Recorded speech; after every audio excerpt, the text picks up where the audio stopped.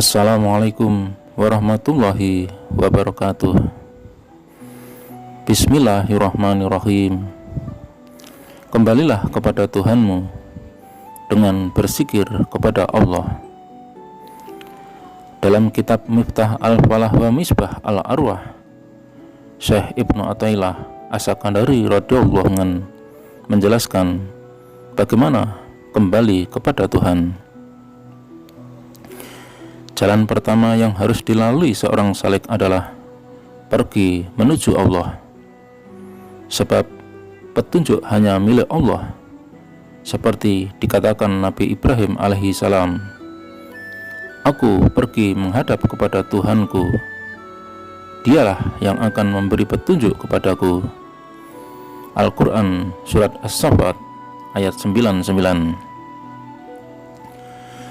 Ketika pergi menuju Allah telah mantap dan berlangsung secara kontinu sampai menjadi kebiasaan yang melekat kuat, naiklah ia menuju alam yang paling tinggi, seraya menyaksikan hal hakiki yang paling suci. Gambaran alam malaikat tertanam kuat dalam dirinya, dan kesucian lahut tampak jelas di hadapannya. Hal pertama yang tampak di alam tersebut adalah substansi malaikat serta alam roh para nabi dan wali dalam bentuk yang sangat indah. Dengan perantaraannya, ia bisa mengetahui berbagai hakikat yang ada. Itulah yang terdapat di awal perjalanan sampai pada tingkatan yang sulit digambarkan. Dalam segala sesuatu, Al-Haq tampak secara jelas. Inilah hasil dari esensi zikir. Tahap pertama adalah zikir lisan, kemudian zikir kalbu yang cenderung diupayakan dan dipaksakan. Selanjutnya zikir kalbu yang berlangsung secara lugas tanpa perlu dipaksakan. Serta yang terakhir adalah ketika Allah sudah berkuasa di dalam kalbu serta sirnanya zikir itu sendiri. Inilah rahasia dari sabda Nabi SAW. Siapa ingin bersenang-senang di taman surga, perbanyaklah mengingat Allah. Juga sabda Nabi SAW, zikir diam kafi 70 kali lebih utama daripada zikir yang terdengar oleh para malaikat pencatat amal.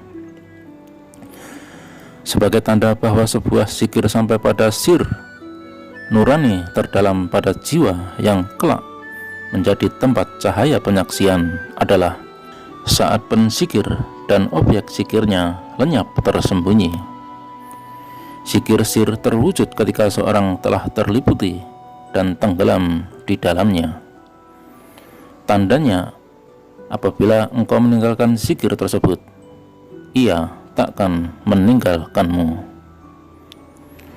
Zikir tersebut terbang masuk ke dalam dirimu untuk menyadarkanmu dari kondisi tidak sadar kepada kondisi hudur atau hadirnya kalbu.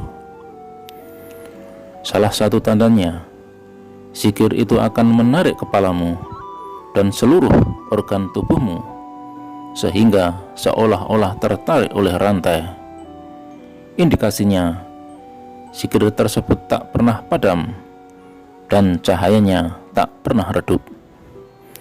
Tetapi engkau menyaksikan cahayanya selalu naik turun, sementara api yang ada di sekitarmu senantiasa bersih menyala.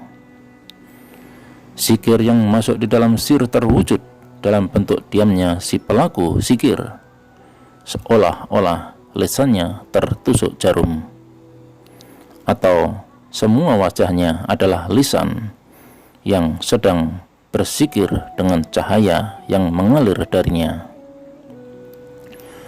Ketahuilah, setiap zikir yang disadari oleh kalbumu didengar oleh para malaikat penjaga, sebab perasaan mereka beserta perasaanmu.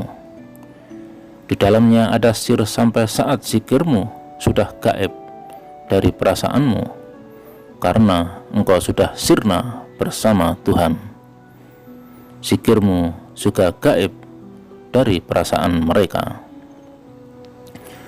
Sebagai kesimpulan tentang tahapan zikir, Syekh Ibnu Athaillah As-Sakandari radhiyallahu anhu mengatakan, berzikir dengan ungkapan kata-kata tanpa rasa hudur disebut zikir lisan.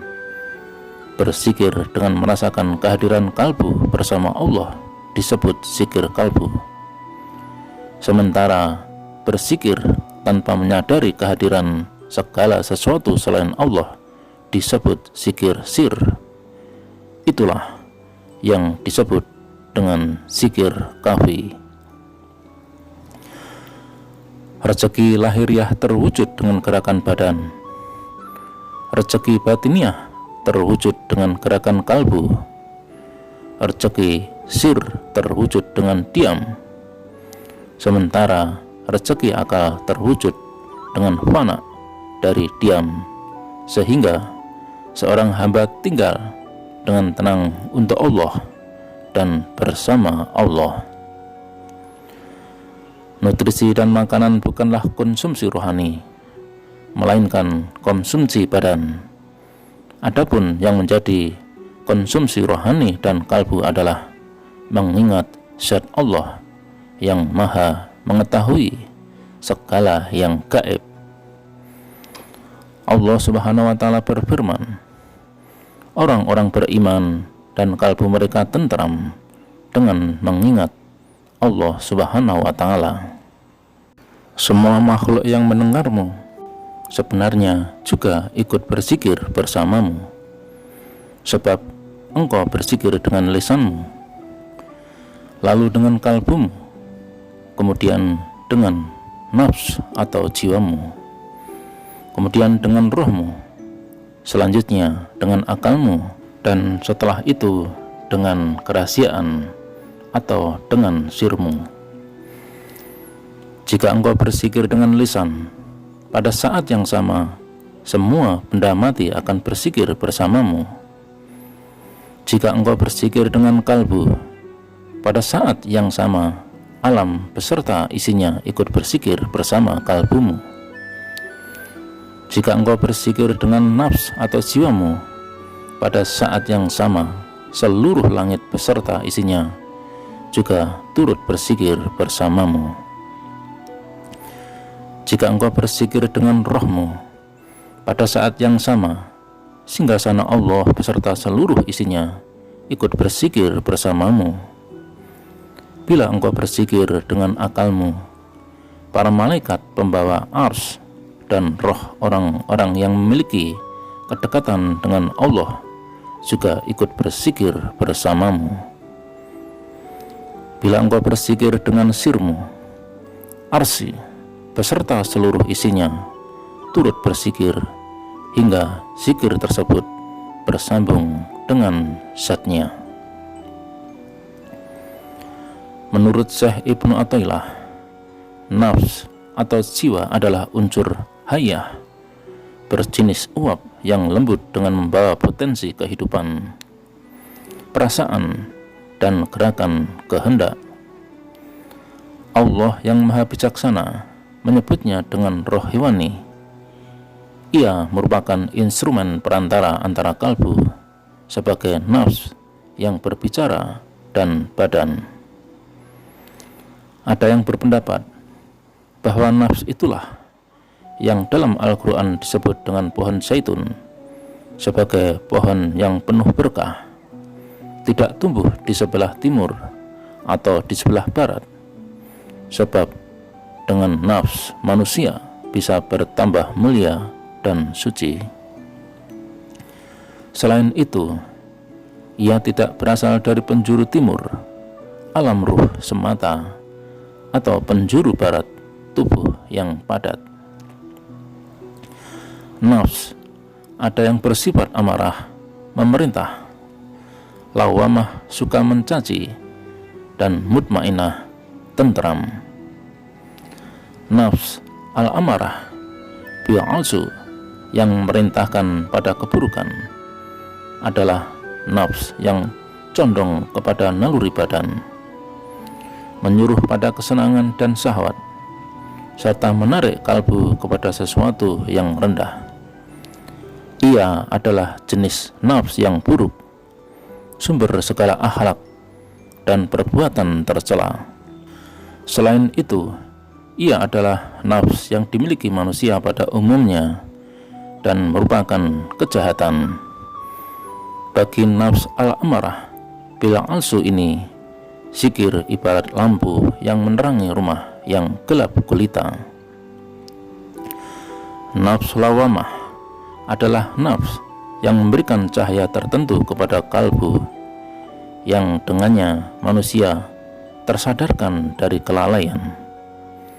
Setelah itu, ia pun mulai memperbaiki diri. Ia berpindah-pindah di antara unsur ketuhanan dan unsur kemanusiaan. Setiap kali muncul perbuatan jahat yang berasal dari karakter dan tabiat buruknya, cahaya peringatan ilahi segera meluruskan. Pada saat itu, ia akan mencari dirinya seraya bertobat, memohon ampunan, dan kembali pada pintu Sang Maha Pengampun lagi penyayang. Karena itu dalam Al-Quran, Allah Subhanahu wa Ta'ala menjadikan nafs lawamah itu sebagai sandaran sumpah. Allah Subhanahu wa Ta'ala berfirman, "Aku bersumpah dengan hari kiamat, dan aku bersumpah dengan nafs lawamah yang sering mencaci." Al-Quran Surat Al-Qiyamah ayat 1-2. Seperti dijelaskan sebelumnya, nafs ada yang bersifat amarah atau memerintah, lawamah suka mencaci, dan mutmainah yang sifatnya tentram.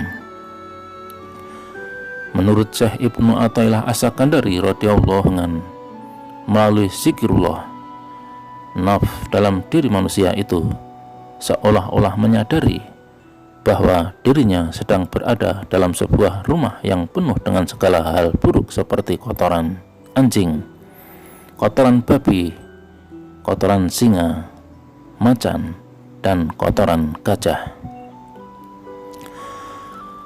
Lalu setelah ia bergumul dengan berbagai macam keburukan itu, ia berusaha mengeluarkannya. Ia pun sempat terluka oleh binatang-binatang buas yang ada di dalamnya. Karena itu, ia segera melakukan zikir dan munajat agar zikir tersebut bisa mengalahkan dan mengeluarkan mereka. Nafs lawamah terus berusaha sekuat tenaga mengumpulkan berbagai perabotan sampai akhirnya rumah itu menjadi indah. Setelah itu, barulah rumah tersebut layak dihuni dan ditempati sang penguasa zikir. Ketika zikir bertempat di dalamnya, dan tatkala al-haq tampak dengan jelas, nafs itu pun kembali pada kondisi mutmainah atau tentram. Itulah nafs yang mendapatkan cahaya kalbu secara sempurna. Nafs tersebut mengikuti kalbu untuk naik menuju surga, alam kesucian yang bersih dan terhindar dari segala kotoran. Nafsu mutmainah selalu tekun mengerjakan ketaatan serta merasa tentram bersama Allah, Zat yang meninggikan derajat kemuliaan, sehingga Allah berseru kepadanya, "Ya ayatuhan nafsul mutmainah, irji'i ila rabbiki radiyatan mardiyah, wadkhuli fi ibadi wadkhuli jannati." Wahai nafsu mutmainah, kembalilah kepada Tuhanmu dalam kondisi ridho dan diridhoi oleh Tuhan, dan masuklah sebagai hambaku, serta masuklah ke dalam surgaku. Itulah wejangan Syekh Ibnu Athaillah As-Sakandari tentang kembalilah kepada Tuhanmu dengan mengamalkan zikir kepada Allah Subhanahu wa Ta'ala. Semoga bermanfaat dan berkah untuk semuanya. Salam dari Jalan Sang Kekasih.